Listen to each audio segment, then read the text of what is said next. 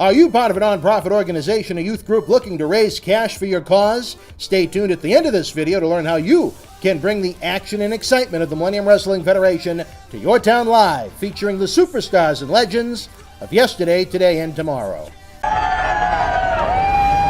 This is Mick Foley. This is Harley Race. This is Shelton Benjamin. This is Mr. Wonderful Paul Orndorff. This is the Monster Abyss. And this is Daniel Bryan. This is JBL, and you're watching the MWF. Be there live.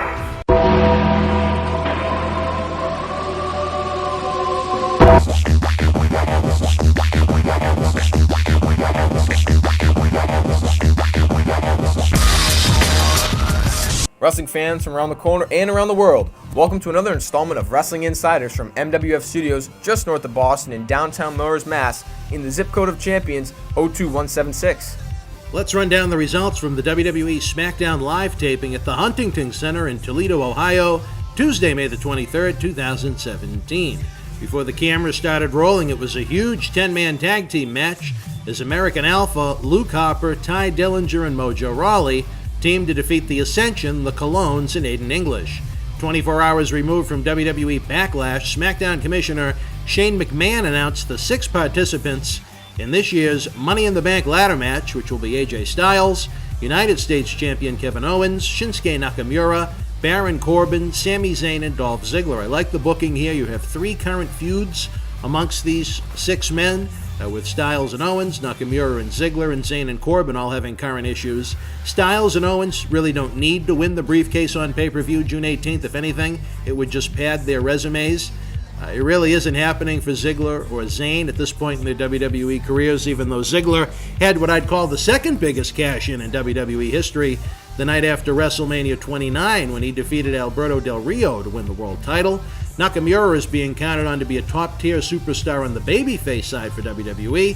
I'm going to go with Baron Corbin to win this year's Money in the Bank, to use the briefcase to cash in against a babyface champion in Randy Orton over the course of the next year, as Corbin is being counted on as a top-tier heel for WWE going forward. WWE is desperate to create new, top, dangerous heels. They've done a solid job with Corbin thus far. Let's see how it plays out. I really think giving him the briefcase would give him a big boost. In women's action, it was Charlotte and Becky Lynch teaming to defeat Natalya and Carmella. In a rematch from the Backlash pay-per-view, Sami Zayn once again victorious over Baron Corbin with a roll-up. Hated this. I can see Sami Zayn needing a couple of singles wins. If WWE's intent was to position him as a TV challenger to Jinder Mahal, a babyface that could lose clean to Mahal on television and give him some good matches. But at the same time, Baron Corbin is someone that WWE is counting on to be a big-time player as a main event heel going forward. Having him lose to a mid-card Zayn, who, let's face it, doesn't have that star power appeal, it's confusing to me. There's plenty of guys that Sami Zayn could go over on clean. However, after the match, I like the angle where Baron Corbin absolutely kicked the hell out of Sami Zayn and they did a stretcher job. Be interesting to see how long Zayn will be out of action for, as both Corbin and Zayn are set to compete in Money in the Bank and the Money in the Bank ladder match itself, June the 8th. The new WWE World Champion Jinder Mahal had a Punjabi celebration in honor of his win over Randy Orton for the title at Backlash. I don't know if our good friend Assful was there from Bangladesh. That's a different story for a different time. This was wonderful, very colorful and elaborate, certainly portraying Mahal as a top-tier player, which WWE obviously needs to do in the position Mahal's found himself in on top. I'm anxious to see if Mahal can be 2017's answer to the 2004 John Bradshaw Layfield that went from being a tag team mid-card player for most of his 8+ years in WWE before he donned the cowboy hat and becoming one of the top heels of the decade. Tyler Breeze defeated Jey Uso in singles action. If only the tag team match 2 nights earlier could have had as much action. Again, I would have liked to have seen a more serious matchup here. Tyler Breeze is one of the most underrated and underutilized guys on the WWE roster right now, in my opinion. The Usos are always solid, hoping Breezango's push doesn't die once the New Day return. After that, Fandango came away with the win over Jimmy Uso. The 2 singles wins for Breezango led to a tag team title rematch, where the Usos came away with the win once again over Breezango. These 3 matches could have been played out over 3 weeks of television instead of 20 minutes. That's really the frustrating thing about the pacing of WWE television right now. They would have got more bang for their buck if they played these matches out over the course of 3 weeks. Why rush everything? Once you rush through everything, the fans have already seen it. The pacing, baby, the pacing. I don't know. It's frustrating. But you have to say SmackDown is certainly leaps and bounds above the snorefest that Raw has been over the past few weeks. Road Dogg has done a great job with his fingerprints all over SmackDown. Hopefully, we'll see more of Breeze Dango, even though I'd rather see them as heels. Even better, I'd rather see Breeze become a singles heel down the road. In the TV main event, it was AJ Styles and Shinsuke Nakamura teaming to defeat the United States champion Kevin Owens and Dolph Ziggler. Excellent main event tag team match featuring 4 of the 6 men that will compete in the Money in the Bank ladder match June the 18th in St. Louis. Right finish here is the newcomer Nakamura that they're trying to heat up on the babyface side. Got the pin on the United States champion.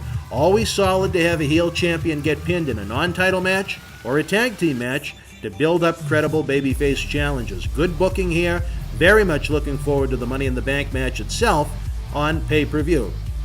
On 205 Live, it was a mass exodus at the Huntington Center for fans that wanted to get home early. Rich Swann in the opener came away with the win over Araya Daivari. Very happy for Rich's success in WWE. He's a great man that deserves everything he has right now. Hope for even better days for Mr. Swann. I loved having him here in the Millennium Wrestling Federation in the ring, as well as the studio where I'm producing this video out of right now. If you haven't seen his studio shoot interview, if you're watching this on YouTube, search for the Rich Swann interview. It will pop up. It's a pretty good look and insight into not only the wrestler, but the man himself. Cedric Alexander back in action with the win over Johnny Boone.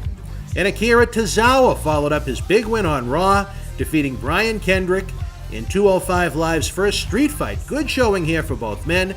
It's a shame that so many fans are indifferent about 205 Live at this point. The show itself, the entire roster needs a new creative direction and a pulse to get more fans engaged at the live arenas in the WWE Network, especially if they have any plans of having 205 Live tour as a separate brand as Raw, SmackDown, and NXT does right now. In the main event for the fans in Toledo, it was Randy Orton defeating the WWE World Champion Jinder Mahal via disqualification when the Singh brothers interfered after Orton hit an RKO on Mahal. If you were in Toledo live, share your thoughts in the comment section below. Don't miss the fall from WrestleMania 33 on WWE Network. Using our link below, get 30 days free. This spring, WWE presents 4 live pay-per-views with Payback, Backlash, Extreme Rules, and Money in the Bank. Relive the ultimate thrill ride that was WrestleMania 33, plus brand new original programming, every pay-per-view in WWE history, and 7,000 plus hours of content in the archives. Spend $25 in the MWF store this month and get a free WWE t-shirt and a free autographed photo of WWE Hall of Famer Cowboy Bob Orton. We have brand new WWE t-shirts, posters, DVDs, autographs, and tons more. Best of all, every dollar you spend directly supports our live event and video production initiatives. Fans in over 30 countries can now enjoy our state-of-the-art studio shoot interview documentary collection on demand. You can rent our own select titles starting at only $5.99. Enjoy the wild Iron Sheik studio shoot interview as seen by millions online and on The Howard Stern Show. Relive the rock and wrestling era in the mid-'80s as WWE Hall of Famers Paul Orndorff, Bob Orton, and the Iron Sheik break down the first WrestleMania. The Boogeyman, Paul Bearer, and Kamala join us for extensive breakdowns of their careers, promoters, and companies they worked for. We also have a new shoot with Bull Dempsey bringing you a backstage look at WWE NXT and the Performance Center. Again, every rental and purchase helps support independent wrestling. Subscribe to our YouTube channel with over 1,500 videos available absolutely free. Enjoy in-depth videos, live MWF wrestling, the latest news, historical videos, and tons more on youtube.com/BostonWrestlingCom. If you enjoy the free content, you can help the cause by making a donation of any size to paypal.me/BostonWrestling. You can help the cause using our links below to shop on popular websites such as WWE Shop.com, Amazon.com, and Walmart.com. We get a small thank you for every customer sent their way, and best of all, it doesn't increase your purchase 1 penny. Finally, get a free ride from Uber using the links below. Forget about overpriced taxi cabs with long waits. Join 2017. Get a good ride from a friendly driver and a clean car on us for up to $20. We're out of time, fans. Don't miss a day on BostonWrestling.com super site. Like us at Facebook.com/MWFAction. Follow us on Twitter at MWF2001 and subscribe to us at YouTube.com/BostonWrestlingCom.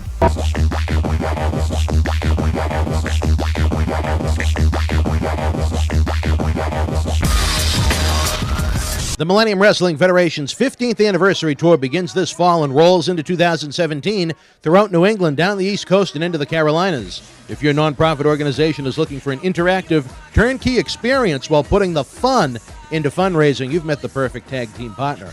MWF offers a variety of packages for groups of almost any size. From our live events at the Boston Garden, the Kowloon Entertainment Dining Complex, and the legendary Suffolk Downs, to high school gyms and function halls, we've presented live events everywhere. Since 2001, the MWF's mission has been simple: keep the kids off the streets. Under the leadership of President Dr. David Reese, we bring the superstars of yesterday, today, and tomorrow to your town, not for a quote-unquote wrestling show, but an event that features action-packed in-ring wrestling, autograph and pose photo opportunities, question and answer sessions, and much more. It is the best of sports and entertainment.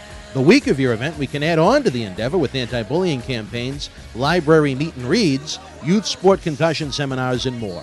Our live events are fit for fans of every age, from 5 to 95. This fall, as part of our new Kids Club program, we offer live event experiences exclusively for the youngest of fans. On the flip side, we can also produce a tailor-made event for fans of an older demographic as well. We work with you every single step of the way to get the word out to fans near and far, on our local television offerings, and to over 50,000 fans and growing on our social media platform. Your success is our success. If your group has had enough of boring candy bar and wrapping paper sales and has the energy to team with our passionate fan base, bringing the MWF experience to your community is the answer to put smiles on faces while raising cash for your cause. Contact us today to get the ball rolling for your custom-made event that you'll want to bring back year after year. Don't just take it from us. Here are folks we've teamed with in the past.